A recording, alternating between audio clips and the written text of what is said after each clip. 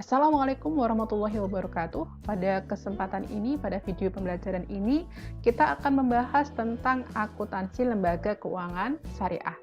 Jadi untuk topik pertama, kita akan bahas KDPP-LKS atau Kerangka Dasar Penyusunan dan Penyajian Laporan Keuangan. Jadi kalau di PSAK umum kita mengenal KDPP-LK, kalau di PSAK syariah itu ada KDPP-LKS. Jadi kalau tujuannya sih sebetulnya sama-sama ya. Nah, di sini ada KDPP-LKS itu isinya apa saja? Di dalamnya ada tentang pendahuluan. Pendahuluan ini ada tujuan KDPP-LKS itu apa, ruang lingkupnya bagaimana, penggunanya siapa saja, sampai membahas tentang paradigma, asas, dan karakteristik transaksi syariah. Ini yang kalau di KDPP-LK nggak ada ya, yang menjadi ciri khasnya kan ada di sini. Di samping pengguna laporan keuangan juga atau pengguna laporan entitas syariah. Berikutnya tujuan. Tentunya ini adalah tujuan laporan keuangan syariah ya. Dan ada asumsi dasar. Ini asumsi dasarnya sama atau mirip karena ada perbedaan sedikit gitu ya. Yaitu ada asumsi accrual dan ada asumsi going concern. Supaya informasi itu berkualitas, disajikan juga atau dibahas juga mengenai karakteristik kualitatif. Ini ada beberapa. Ada juga dibahas terkait unsur-unsur laporan keuangan.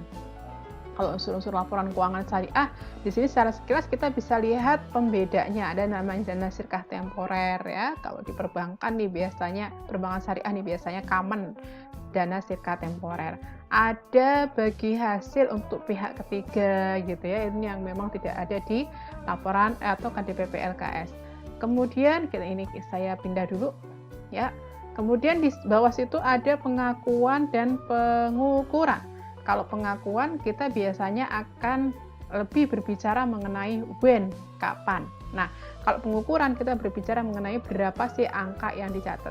Dan berapa angka yang dicatat tentunya tidak terlepas dari prinsip biaya yang digunakan, historical cost, atau misalnya menggunakan fair value, atau settlement, atau realizable value.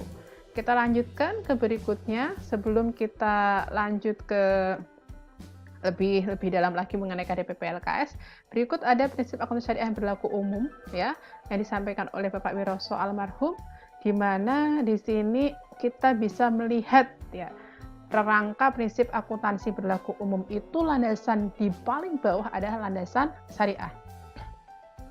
Nah, landasan syariah di situ juga paling bawah lagi kita lihat ada Al-Qur'an, kemudian Al-Hadis. Nah, ada fatwa. Kalau di Indonesia kita ada fatwa MUI ya, ada fatwa DSN atau Dewan Syariah Nasional. Nah, kalau kita lihat KDPP-LKS ini kan di atasnya artinya bahwa KDPP-LKS itu nanti berdasarkan landasan syariah ini, gitu ya. Berdasarkan landasan syariah ini. Nah, kemudian baru ada tingkat 1, tingkat 2, tingkat 3. Ini adalah operasional. Di lapangan akuntan itu akan menggunakan misalnya PSAK atau ISAK syariah. Kalau nggak ada, menggunakan ISAK internasional. Kalau nggak ada, itu menggunakan praktek atau konvensi yang berlaku umum. Tapi intinya bahwa apapun itu kita berdasarkan KDPP-LKS yang pada dasarnya atau dasarnya lagi landasannya adalah syariah. Gitu ya. Secara sekilas seperti itu. Lanjut saja. Nah, sekarang tujuan KDPP-LKS. Tadi itu kan dibilang bahwa kalau misalnya KDPP-LKS itu di bawah ya, jadi landasan dia, jadi landasan atau jadi acuan. Bagi siapa? Yang pertama itu adalah bagi penyusun standar akuntansi syariah. Jadi ada Dewan Standar Akuntansi Syariah atau DESAS atau DSAS ya. Di dalam menyusun, tugasnya adalah menyusun standar nih. Di dalam menyusun standar, maka mengacu atau acuannya adalah ke KDPP-LKS. Berikutnya yang kedua yaitu penyusun laporan keuangan. Akuntan ya. Jadi akuntan itu kalau misalnya di lapangan ada masalah, misalnya katakanlah nggak ada nih standarnya atau bagaimana. Nah, maka acuan yang digunakan yang menjadi argumen atau judgement-nya adalah KDPP-LKS. Yang bawah ada auditor, ini kita pindah dulu sini. Auditor memberikan opini ya tentang kesesuaian laporan keuangan dan standar akuntansi syariah ini tentunya. KDPP LKS juga akan digunakan oleh auditor di dalam memutuskan untuk memberikan pertimbangan opini. Terakhir yaitu adalah pengguna laporan keuangan ya, untuk menganalisis biasanya, untuk menafsirkan, untuk menginterpretasikan ya laporan keuangan yang dibuat oleh akuntan dan diaudit oleh auditor. Lanjut, itu adalah tujuan dari KDPP LKS kenapa ada. Pengguna laporan keuangan sendiri ini di KDPP LKS disebutkan penggunanya ada banyak ya, disebutkan tuh lebih daripada KDPP LK yang nggak pakai S. Yang pertama investor tentu saja, karena pemilik dana mereka berkepentingan untuk melihat apakah dananya dikelola dengan baik atau tidak.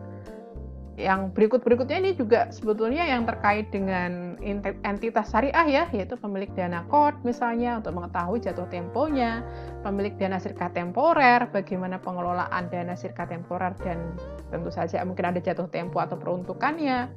Pemilik dana titipan ini biasanya wadiah ya, kalau misalnya ada di bank syariah itu ada yang nabung, biasanya akadnya bisa menggunakan wadiah atau nitip dananya.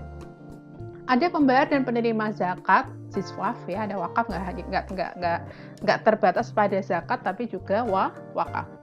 Berikutnya dewan pengawas ya, dewan pengawas syariah di sini. Dewan pengawas syariah itu akan mengawasi tentunya selain fatwa dasarnya fatwa gitu ya, tentunya ada laporan keuangan itu dilihat ya, sesuai nggak dengan fatwa, sesuai nggak dengan standar akuntansi. Karyawan mungkin, mitra atau pemasok ya, supplier lah ya, pelanggan, customer, pemerintah terkait dengan pajak, dunia akademis ya, karena memang harus mengawasi gitu perkembangan atau pertanggungjawaban dari entitas syariah. Yang terakhir yaitu di sini ada masyarakat. Kita lanjutkan lagi setelah pengguna laporan keuangan. Oke, di dalam KDPP LKS itu ada paradigma transaksi syariah ya. Paradigma transaksi syariah apa sih paradigma transaksi syariah atau yang mendasari standar syariah ini nantinya gitu ya. Bentar, ini kenapa nggak bisa dilanjutkan? Bisa, alhamdulillah.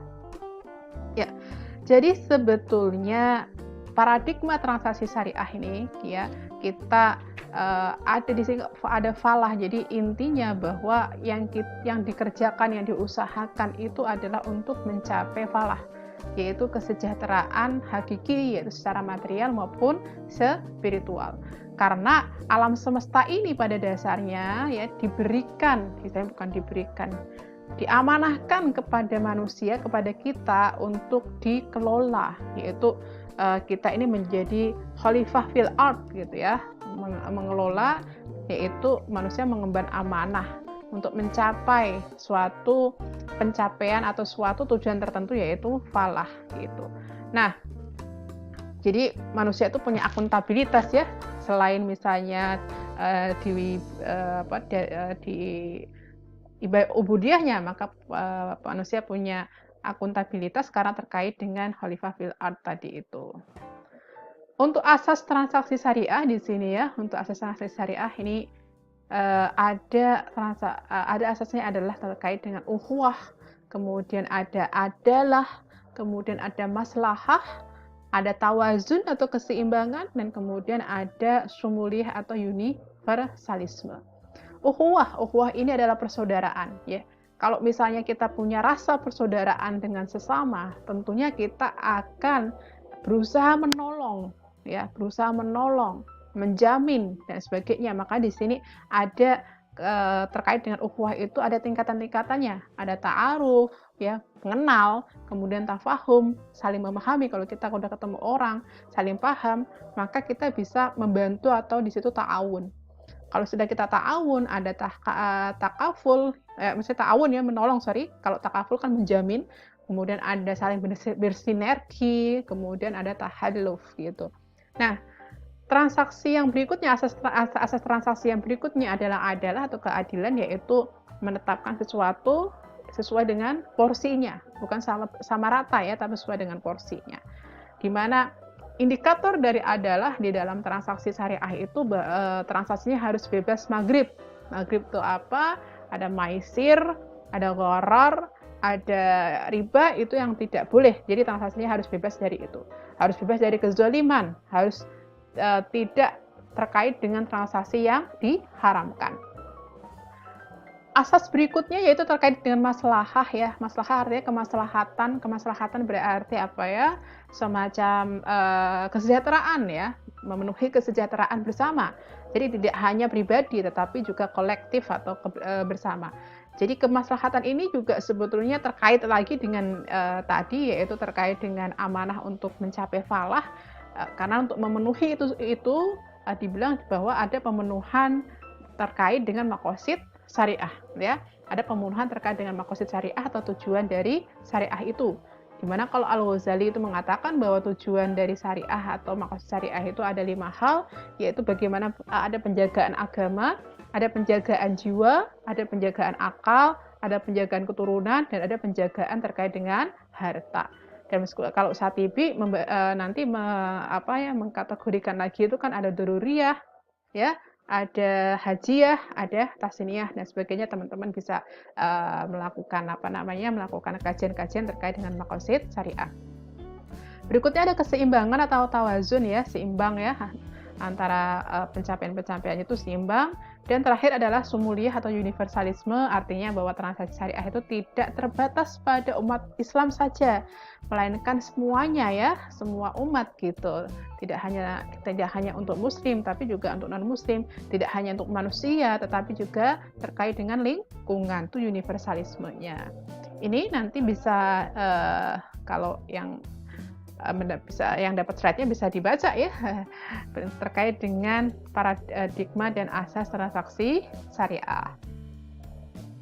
Nah, ada karakteristik transaksi syariah nih ya. Ada karakteristik transaksi syariah.